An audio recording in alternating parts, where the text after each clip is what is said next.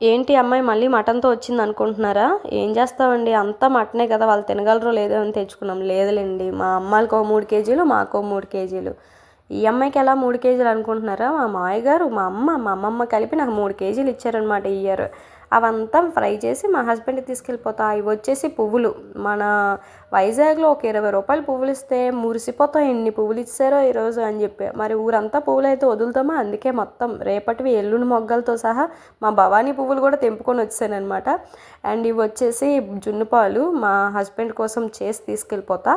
And హైదరాబాద్లో అప్పడాలు దొరకవా అనుకుంటున్నారా? శ్రీకాకుళం అప్పడాలు అయితే దొరకవు కదండి, ఆ టేస్టే వేరు. ఇంకా అందుకని చెప్పి అవి కూడా.